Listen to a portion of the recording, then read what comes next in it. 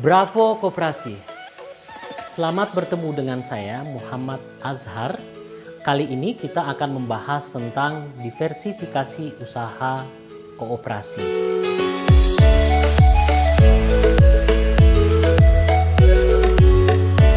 Pembahasan kali ini bertujuan untuk memberikan gambaran tentang apa itu diversifikasi usaha, apa saja manfaat-manfaatnya, apapun bentuk-bentuknya, dan bagaimana strategi untuk melakukan diversifikasi usaha pada koperasi. Pada dasarnya, diversifikasi usaha memiliki dua manfaat utama, yaitu pertama, untuk meminimalisir risiko usaha tentunya dari kerugian, dan yang kedua, untuk meningkatkan pendapatan sampai pada keuntungan untuk koperasi tersebut. Nah, jika melihat dari dua manfaat ini berarti diversifikasi usaha ini ternyata cukup penting untuk diketahui. Kalau begitu, apa itu diversifikasi usaha? Nah, secara umum diversifikasi ini bermakna perluasan usaha yang dapat dilakukan oleh sebuah koperasi untuk perluasan bisnisnya. Setiap pengurus sebagai pemegang amanah rapat anggota sangat penting mengetahui bagaimana strategi perluasan usaha untuk koperasinya agar dengan mudah bisa meningkatkan skala usaha koperasi tersebut. Dalam dunia bisnis ada sebuah istilah yang cukup populer. Don't put all your eggs in one basket. Artinya, jangan menaruh semua telur kamu itu dalam satu keranjang. Jika ini dikorelasikan dalam dunia usaha, ini bisa bermakna janganlah kita menaruh seluruh investasi kita ya, atau seluruh sumber daya kita dalam satu instrumen usaha saja. Oleh karena itu, tentunya sangat penting kita memahami tentang diversifikasi usaha ini.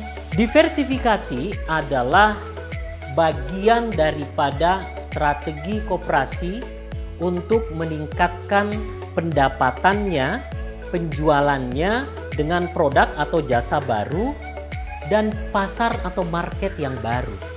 Maka dengan demikian, koperasi bisa dengan mudah mengembangkan bisnisnya. Ada dua bentuk diversifikasi usaha. Yang pertama ada yang disebut dengan diversifikasi vertikal, dan yang kedua adalah diversifikasi horizontal. Apa itu diversifikasi vertikal dan horizontal? Yuk, yang pertama, diversifikasi usaha secara vertikal ini berarti bahwa perluasan usaha yang dilakukan itu dari atas ke bawah.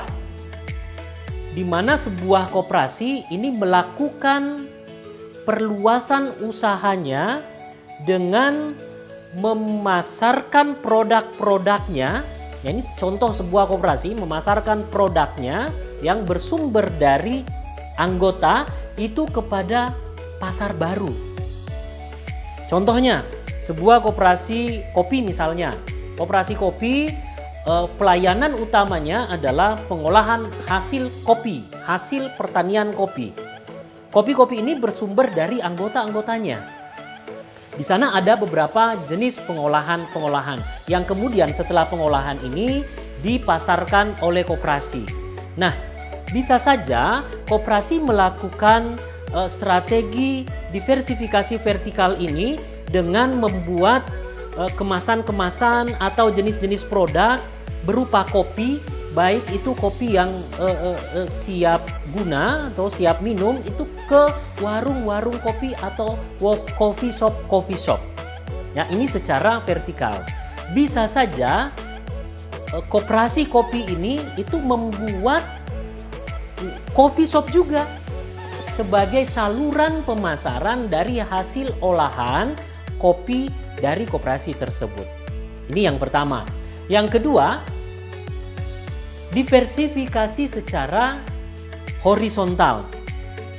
Ini bermakna bahwa perluasan usaha yang dilakukan itu secara konsentris ke samping, ya, horizontal, konsentris ke samping. Contohnya seperti ini, sebuah koperasi konsumen misalnya, ya, Pelayanan utamanya adalah pemenuhan terhadap kebutuhan-kebutuhan konsumerisme anggota-anggotanya.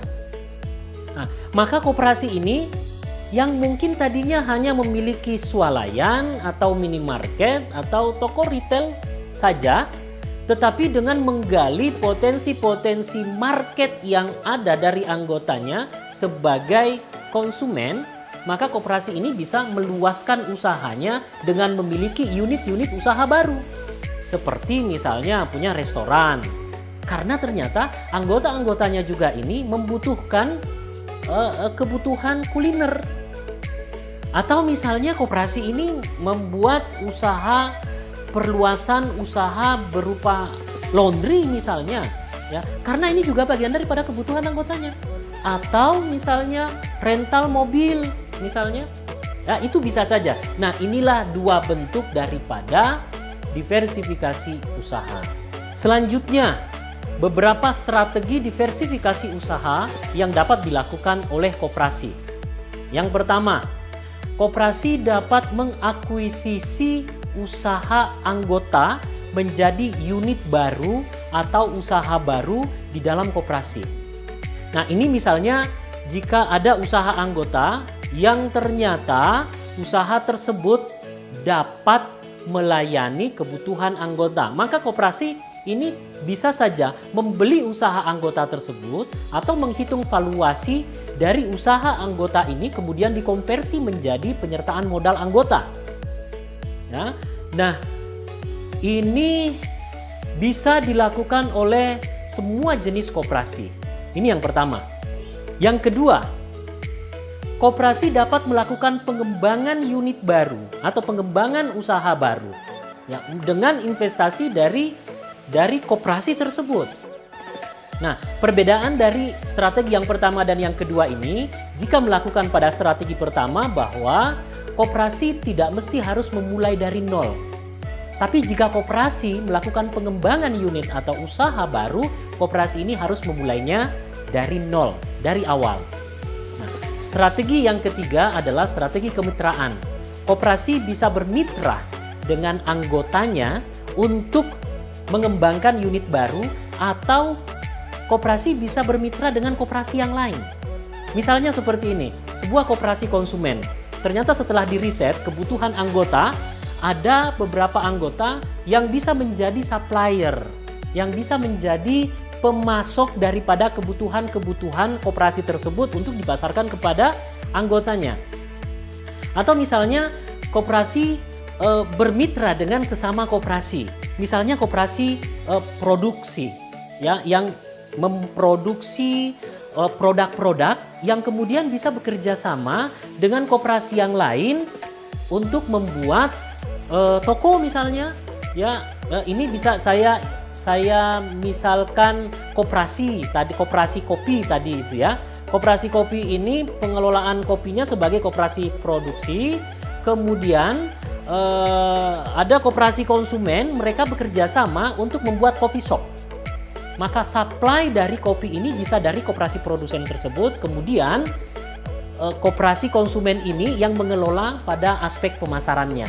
Nah, ketiga bentuk strategi diversifikasi ini bisa dilakukan oleh satu koperasi dengan ketiga-tiganya atau bisa salah satunya.